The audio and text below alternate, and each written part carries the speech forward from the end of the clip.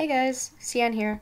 So, in light of it being National Suicide Prevention Week, my apologies, I thought I would do a story. This one I kind of literally just made up today and finished it maybe like 20 minutes ago.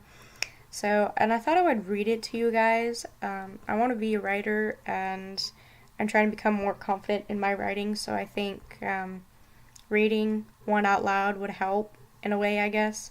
So, I'm going to read this one out loud to you guys. It's called Amber and James, Their Stories of Depression.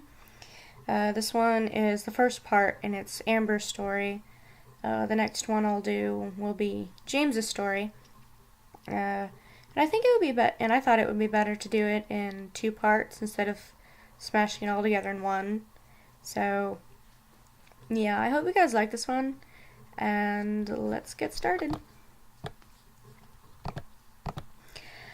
Amber Wolf is 16 years old. She has an older brother, lives with her mom and stepdad, and is part of the academic team in her high school. She loves to read and play with her dog. She loves to read and play with her dog, and on the outside she seems normal, but on the inside she's being eaten alive. She's not sick, at least not the normal kind of sick. She's depressed, but no one knows. Amber doesn't blame them for not knowing. She has it well enough that they wouldn't know, and that's just how she wants it. She wants everyone to think that she's happy and that nothing is wrong. When someone is asked what kind of person Amber is, they always say, "She's so upbeat and happy. She helps anyone who needs it, never asks for anything in return." It makes Amber happy to know that she's made other people's lives better, but she wishes that she could make her own life better. She hates getting up in the morning and feeling useless and unwanted. She knows that she's loved.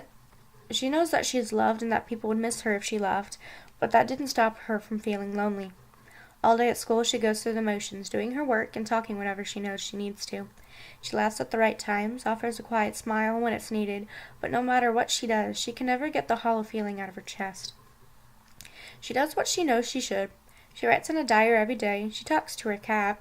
She knows that a cat is no substitute for a real person, but the cat won't talk back, and that's what she wants most, someone to listen and not talk back. She listens to uplifting music and sings to try and keep her spirits up. She jogs. She heard somewhere that exercising can help maintain a balanced mood. But even doing all of that, she still isn't happy. It's not like she doesn't want to be happy. She does, but she just can't seem to be happy. She wonders if she'll ever be happy again. She sees videos on YouTube about other people overcoming their own depression and that she can make it just like them. But it keeps getting worse. When she gets home from school, she sleeps before she gets up to eat and do chores before going back to sleep. It's been like this for months. She tried telling her mom about it, but she didn't take it seriously, and that was Amber's worst fear, someone not believing her. Being ignored made the depression worse, and she started to retreat. Before, everyone would say that she brought light into any room she walked into, but now, everyone said that she was quiet and didn't speak much anymore. Things were going downhill, and fast. She needed help, she knew it, but she didn't know where to go. Her mother didn't believe her, she didn't want to go to the school counselor, and she didn't want to worry her friends. Things got worse. She began to talk less and less. Her grades began to slip. And the worst thing of all, she began to think about killing herself. The things she began to think scared her. She knew the different ways that she could end her life. There were pills in the bathroom she could take. She could use the gun Ryan kept in the gun safe. She knew the combination. Or she could use the rope Brian uses for cattle roping after school. There was also the razor sitting in the rim of the bathtub. All of those thoughts scared her, and she shuddered every time she thought those thoughts. Eventually it became too much for her. She would come home and go to her room, crying for hours until she fell asleep. If the thoughts came back and she was home alone, she would scream. No one came to ask if she was okay because she never screamed loud enough for anyone outside the house to hear. Her voice became raw the more she screamed, and eventually she stopped talking altogether. Her teachers would pull her aside. They would ask her if she was okay. She would smile and nod, but she wouldn't speak. It made her teachers sad to see her fading away, but if she wouldn't speak, there wasn't much they could do. Then one day she snapped. It was during lunch when there wasn't much going on. All day feelings had been bubbling up in her chest, and she knew that it was going to burst.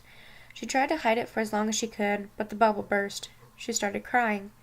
At first it was silent tears running down her face, and since she was hiding her face, no one noticed, but then her shoulders began to shake. Someone sitting next to her touched her arm and asked if she was okay.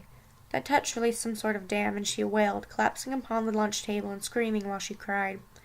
Someone took her to the counselor's office, and she sat in there and cried until the last hour. When she could finally speak, she said she wanted to go to the hospital. The counselor was confused and asked if she was injured. Amber shook her head and said that she wanted to go to a hospital that could get her help. She explained everything, and the counselor nodded. She called her parents, and they came and got her. Amber was terrified of leaving school. No one knew how long she would be gone, and she never thought that she would agree to go to one of those places, but she knew she needed help, and even if it meant going away, she was going to get it. At River Run Mental Health Center, Amber was given medicine and a therapist. She took her meds every day, she never argued with the staff, and she participated fully in therapy and groups. She even got the other girls to open up and talk about why they were there, too. After several months and a few tearful goodbyes, Amber left River Run Mental Health Center and went home. Her parents make sure she takes her medicine every day, and after a time she is allowed to shave on her own again. She goes out with her friends every Friday night, and for the first time in a very long time, she is truly happy.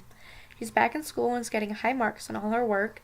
She got a job at the gas station on the weekends. She spends her afternoons reading and playing with her dog again. For the first time, in a very long time, Amber is the person she once was.